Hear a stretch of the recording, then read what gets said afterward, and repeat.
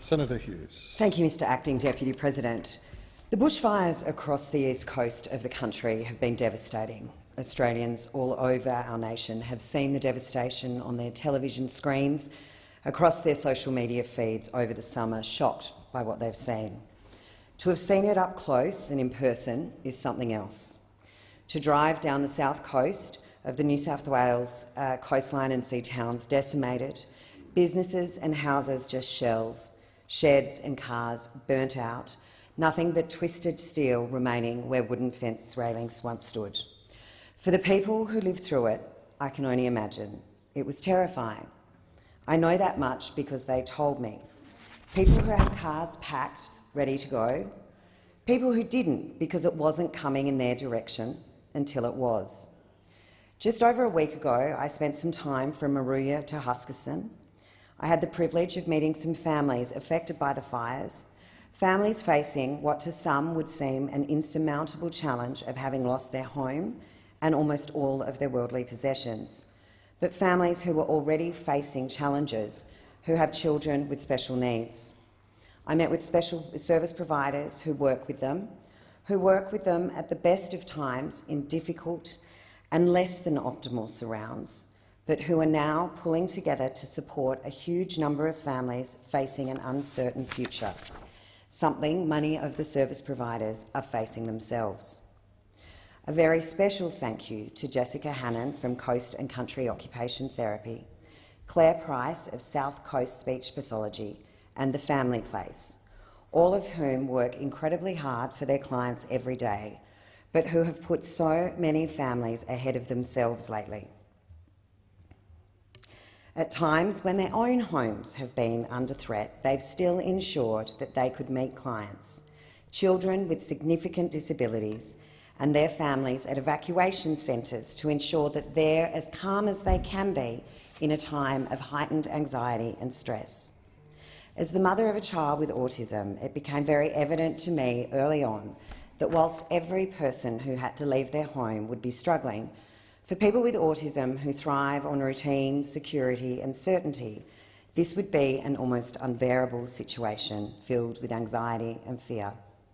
The call went out to corporates for sensory toys, stress balls and fidget spinners, stuff that many see as silly promotional objects but can serve as vital sensory tools that can help reduce anxiety. I was overwhelmed by the response and would like to acknowledge all those people and businesses who answered the call.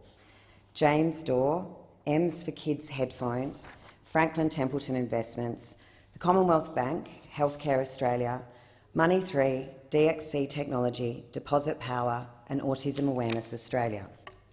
But it went beyond that. It was Laughland Weighted Blankets, who are currently making weighted blankets for 2 children outside of Glen Innes who lost everything, kindly paid for by Terry Barnes, a retired paediatric nurse who just wanted to help a family in need. And to Matt Doran on the ABC, who saw the need to cover this story. And as I've said to him, the number of calls I got from mums of autistic kids, grateful to know someone in this place got them, that understood that bouncing on a trampoline all day, every day was so important to our kids, something that wouldn't have happened without the ABC coverage. And whilst we won't always agree, I know on this one, politics and journalism did good. To the parents, too many to mention, who posted in used but still usable sensory tools, included a weighted vest amongst other things. All of these things have been delivered to the service providers who are best placed to distribute them to the families that need them most. Erin Riley and Find a Home, and Kate Doak, who introduced us. Seeing synergies is a particular strength of Kate's. But Erin has done some unbelievable work supporting families at a time when they are most vulnerable without praise or publicity. Erin, you are a rock star. But finally, to the families who've let me into their lives, that are letting me find trampolines for them, or Mr. Men books, or headphones, or whatever special interest object it might be, you are amazing. You embody everything this country is. You are truly great Australians. Faced with the worst of circumstances, never once have you not had a smile, even through tears. You've seen every silver lining, though I can only imagine how that's been possible. Your resilience and determination is something that I know will continue to be tested, but I know is something that will ultimately see you succeed in rebuilding your life.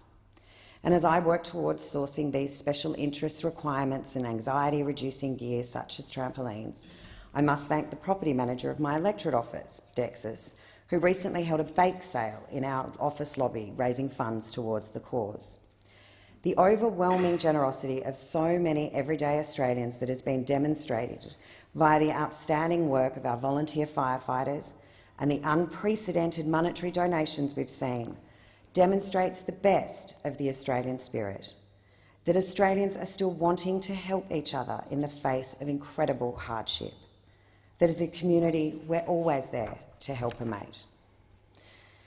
To everyone affected, please know that as a parliament and as a nation, we're all here by your side, walking with you every step of the way as you rebuild your lives and your communities.